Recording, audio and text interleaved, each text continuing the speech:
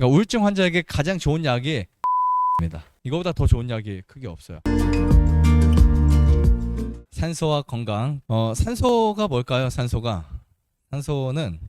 이제 화학 원소 중에 하나입니다. 보통 공기 중에 21% 들어있는 물질인데, 일반적으로 산소 원자 두 개가 결합해서 무색, 무미, 무취인 기체 상태로 존재합니다. 공기의 주 성분 중에 하나로 이 지구뿐만이 아니라 우주 전체에 걸쳐서 다른 원소와 결합된 상태로 퍼져 있습니다. 결국 산소는 우리에게 무엇과 같아요? 생명과 같습니다. 이 산소는 광합성 작용으로 만들어지는데, 이 4분의 3은 대양의 식물성 플랑크톤, 조류가 만들고요. 그 다음 나머지 4분의 1은 육상 식물이 만듭니다. 이거 다니면서 보시면 뭐 풀도 있고 나무도 있고 그 다음 밭에 콩도 있고 이런 식물들이 만듭니다. 이 산소가 사실 발견된 지가 저는 엄청 오래된 줄 알았더니 그렇지 않습니다. 산소의 발견은 1700년대, 1772년, 사실 공식적인 건 아니지만 셸레에 의해서 산소가 발견되었다고 합니다. 이렇게 산소를 발견한 사람들은 산소를 산화수은의 빛을 쪼여서 산소를 얻어냈고, 1775년에 논문을 써서 이제 산소를 발표하기 시작했죠.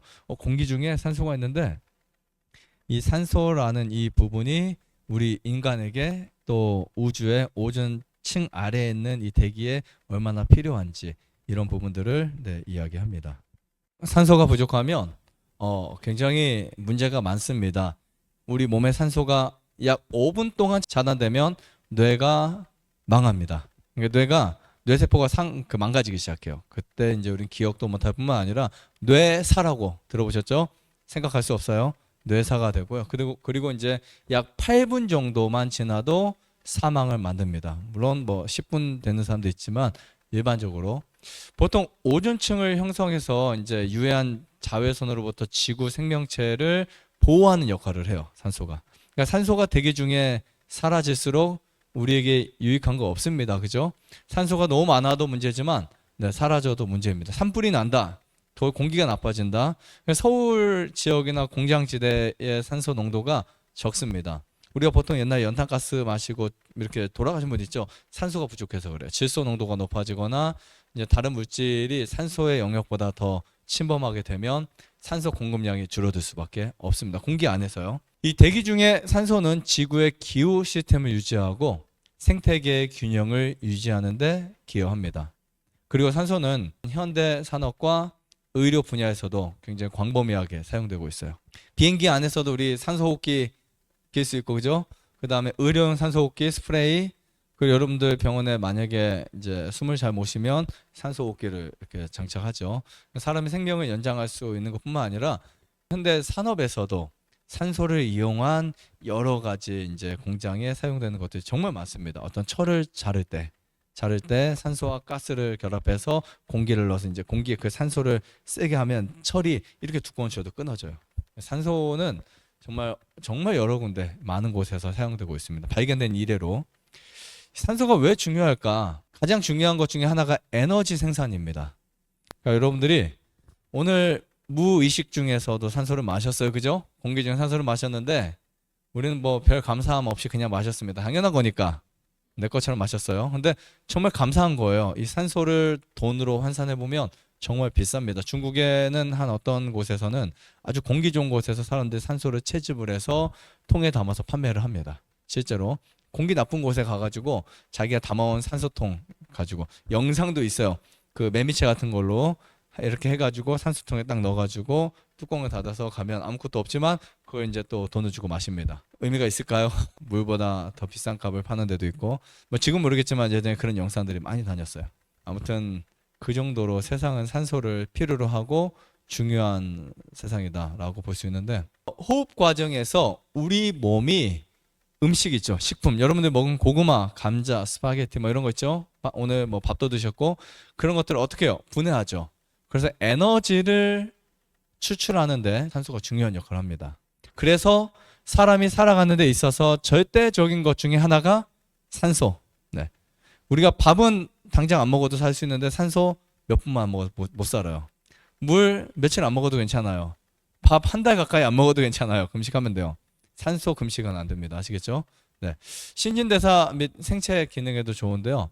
이 대사 과정에 있어서 필수입니다. 근데 이게 호르몬과 다른 중요한 분자의 생성에 기여해요. 또 이 공기가 다른 곳에 있으면 혈압이 달라집니다. 혈당도 달라져요. 혈당도. 그리고 더 중요한 거, 염증 상태가 달라져요. 도시에 계속 있는 사람들의 염증 수치와 시골에 있는 사람들의 염증 수치가 너무나 다릅니다. 그래서 여러분들이 좋은 공기를 계속 마시는 것도 어떤 하나의 큰 치료를 하는 것, 또 몸을 회복시키는 것이라고 볼 수 있어요. 자, 그 다음 세 번째, 세포 호흡에 관여하는데요. 자, 모든 세포는 에너지를 생산하기 위해서 무엇을 필요로 해요? 산소를 필요로 합니다. 이 세포 안에 미토콘드리아라고 하는 세포 내 발전기 역할을 하는 애들이 있어요. 자, 이 미토콘드리아에서 이루어지는 셀룰러 호흡이 생명 유지에 굉장히 필수적입니다. 우리가 폐만 건강하다고 다가 아니에요. 세포도 건강해야 돼요. 여러분들이 산에 가는데 이 미토콘드리아가 세포 안에 개체수가 적으면 호흡이 딸립니다. 그래서 여러분들이 이제 세포 안에 뭐가 늘어나야 돼요? 미토콘드리아가 개체수가 늘어나줘야 돼요. 안 그러면 지구력이 생기지 않고 그리고 활동을 하는 데 있어서 세포 호흡도가 동참해주지 않으면 문제가 생깁니다. 그래서 이 산소가 이런 미토콘드리아의 어떤 영양까지 또 어떤 일까지도 같이 함께 해준다, 이렇게 보시면 될 것 같습니다. 자, 그 다음에 생리적 조절. 이 산소는 혈액순환에도 아주 필요해요. 그래서 우리가 갇힌 곳에 있으면 혈액순환이 잘 안 되면 어디가 떠버릴까요? 얼굴이 뜬다고 하죠. 그렇지 않나요? 여러분, 그 공기 안 좋은 곳에 한참 있다 보면 얼굴이 누렇게 뜨죠. 혈색이 좋지 않죠. 그만큼 혈액이 통하지 않는다는 거예요. 산소는 혈액순환에 필수입니다. 그 다음에 산소화를 통해서 체내 환경을 조절하는 데 굉장히 중요한 역할이 돼요. 그래서 우리 몸에 뭐 호르몬 계통이라든지 혈액순환이라든지 림프순환이라든지 이런 그 생리적 조절 있죠. 그런 것들을 산소가 담당하고 있다라고 볼 수 있습니다. 보통 세포에 산소가 전달이 안 되면 세포가 죽기 시작합니다. 자, 그런데 보통 이제 이런 시간이 오래 가잖아요. 그럼 세포 변형이 오거나 여러 문제가 생겨요. 이렇게 되면 암이나 당뇨나 치매, 각종 질병들이 생기는데요. 이 세포에 이런 위기가 발생하면 우리 몸에서 먼저 뇌에 신호를 보냅니다. 이때 우리 몸에 어떤 변화를 느낄까요? 음식을 먹고 싶다, 단 거 먹고 싶다, 술 마시고 싶다, 담배 피우고 싶다, 이런 욕구들이 막 생긴다고요. 산소가 부족하면 이제 우리 뇌에서는 위험 신호를 보내고, 우리가 뭔가 이제 불안하거나 두려우면 손을 뭔가 만지는 분들도 있고 막 그냥 머리 막 만지는 분 있고, 그죠? 막 불안한 분들마다 좀 다르긴 하지만 불안한 막 손 주머니에 넣었다 뺐다 하는 분도 있고요. 습관에 따라서 대부분 이런 불안함을 우리가 어떠한 미각이라든지 청각이라든지 시각이라든지 촉각을 통해서 덜어내려고 노력합니다. 이게 인체의 자연스러운 부분 중에 하나인데요. 자, 이때 음식물에 대한 욕구가 생기고 우울증, 공포감이 생깁니다. 그래서 산소가 정말 중요한 거예요. 좋은 공기를 마시면 좋은 산소가 들어와서 이제 우울증을 사라지게 하고요. 그러니까 우울증 환자에게 가장 좋은 약이 산소입니다. 이거보다 더 좋은 약이 크게 없어요.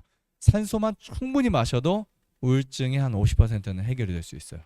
그 다음 때때로 부절제 같은 경우는 산소 부족에서 일어나기도 하는데, 과식, 흡연, 음주, 커피, 특히 단 음식, 그 다음에 산소 부족 시에 생겨나는 현상이기도 하지만 이로 인해서 스트레스와 그 다음에 정말 중요한 거, 수면 장애가 일어납니다.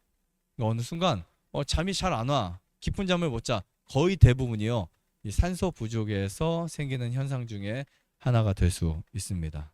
우리 뇌에서는 산소가 정말 많이 필요해요. 요즘에는 한 30%까지라고 표현하는데 일반적으로 20%, 뇌에서 소비되는 필요한 산소 양이 20% 정도 됩니다. 이 체내에서 산소 소비량이 두뇌에서 20% 사용되는데, 약 145억 개의 뇌세포에 산소를 공급하려면 하루에 약 2,000리터의 혈액이 두뇌로 들어가야 돼요. 엄청나죠? 왜냐하면 뇌에 공급할 수 있는 산소는 그냥 슉 들어가는 게 아니고 혈액을 타고 가거든요. 그냥 온전히 혈액을 의지할 수밖에 없어요. 우리 몸의 모든 세포들은 산소를 무엇을 통해서 공급받는다? 혈액을 통해서 공급받는다. 보시면 돼요.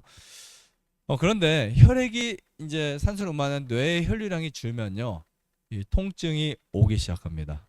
이제 술을 많이 드신 분들은 과음을 하고 나면 머리가 아프죠. 머리가 아픈 이유는 알코올이 산소 없이 분해되지 않기 때문에 그래요. 되게 재밌는 게 알코올 하나의 분자를 분해하려면 산소 분자 3개가 필요해요.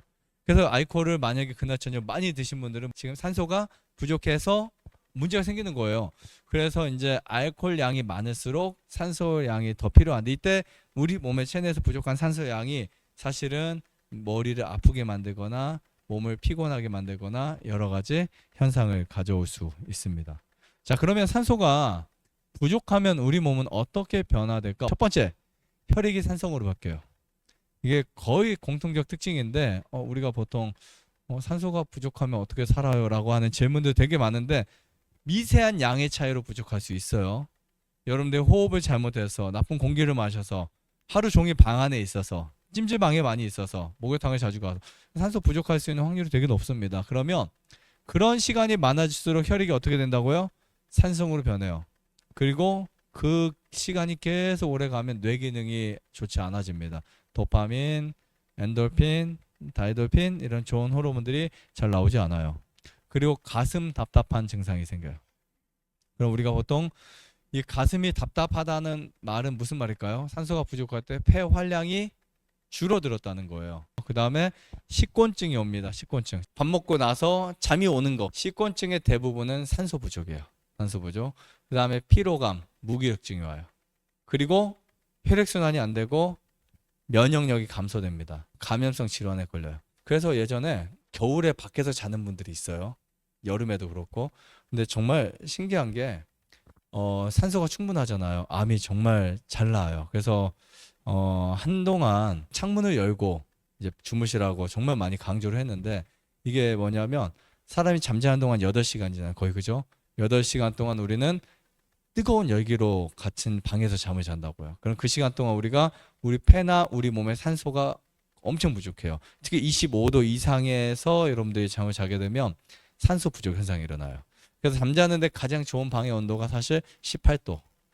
굉장히 추워요. 그죠? 우리가 산소를 낮에 마시는 것도 괜찮지만 저녁에 마시는 것도 괜찮다. 원래 예전에는 그런 이야기가 있었어요. 밤에 마시는 산소는 이산화탄소 농도 때문에 나무가 뱉는 그 문제 때문에 굉장히 좋지 않다라고 했었지만 전혀 그렇지 않습니다. 산소가 부족한 곳을 한번 볼게요. 찜질방. 산소가 매우 부족합니다. 짧은 시간 괜찮을 수 있지만 오랜 시간 동안 있으면 산소가 아주 상당히 부족해지고요. 자, 목욕탕도 산소가 부족해요. 사실은 목욕탕도. 그리고 밀폐되고 환기가 안 되는 방도 산소가 부족해요. 그리고 많은 사람들이 밀집되어 있는 장소도, 우리 결혼식장이라든지 뭐 대형 교회라든지 사람이 아주 많이 밀집된 곳들 있죠. 실제로 산소가 부족해요. 그 다음에 자동차 실내도 산소가 부족해요. 그래서 자동차 실내 같은 경우도 여러분들 운전하고 다니시거나 하시면 창문을 자주 열어두시든지 바깥 공기를 자주 순환시켜주는 거 좋습니다. 도시 공기 무조건 부족해요. 공장 주변도 산소가 부족합니다. 여기 보시면 강도 높은 운동이 왜 산소에 정말 필요한지. 보통 무산소 운동이 뭐죠? 어떤 운동들을 무산소 운동이라고 많이 부르나요? 보통 헬스, 철봉, 팔굽혀펴기 이런 운동들 있죠. 그러니까 굉장히 힘을 많이 쓰는 것, 에너지 사용 속도가 너무 빨라요. 그런 부분들이 다 무산소 운동이에요. 만약에 여러분들이 이 피아노를 듣는데 호흡을 가지고 피아노를 못 들어요. 이것은 우리 몸에서 산소 양을 가지고 저걸 못 들기 때문에 우리 몸에서 근육 중 축적되어 있는 글리코겐이 분해되면서 산소가 없이도 에너지로 전환될 수 있는데요. 그러나 이게 잘 배출되지 않는 젖산이라고 하는 피로 물질이 쌓이게 돼요. 그래서 제가 암 많은 분들이나 또 정말 힐링 하셔야 될 분들이 이렇게 무산소 운동을 많이 하지 않는 거 적극 추천드려요. 나는 좀 왕자도 만들어야 되고 복근도 만들어야 되고 해서 하루에 막 1시간씩 하는 거 추천 안 드립니다. 아시겠죠? 그렇게 하시면 문제가 생길 수 있어요. 피로 물질이 쌓이게 돼서 단시간밖에 운동할 수 없습니다. 즉 운동할 수 있는 시간적 그 범위가 줄어들게 돼요. 근데 우리가 이것을 억지로 하기 위해서 뭐 닭가슴살도 먹고 음식도 먹고 결국은 몸이 망가지는 행위라고 볼 수 있고요. 자, 두 번째는 유산소 운동입니다. 보통 일반적 유산소 운동은 지방이나 글리코겐이 분해되는데 산소를 많이 섭취해서 에너지원을 분해하게 돼요. 이산화탄소와 물이 돼서 인체 밖으로 배출하게 됩니다. 그래서 체내 노폐물이 쌓이지 않아요. 그래서 무산소 운동과 유산소 운동의 차이는 젖산균이 수 있다. 그리고 노폐물이 빠져나간다. 이렇게 볼 수 있는데 이때 유산소 운동은 말 그대로 산소 공급을 통해서 우리가 몸의 대사 활동이 될 수 있는 구조라고 볼 수 있습니다. 네, 좀 그림으로 보면 이런 그림이에요. 유산소 운동은 산소를 통해서 에너지를 분해시키고 무산소 운동은 산소 없이 에너지를 분해시켜요. 그래서 피로 물질이 만들어지고 저쪽에 이산화탄소와 물을 통해서 운동 에너지를 냅니다. 물론 결론은 같아요. 결론은 같은데 효과적이고 피곤하다 이렇게 나눌 수 있습니다. 좋아요, 구독. 안내자전 눌러주세요. 네.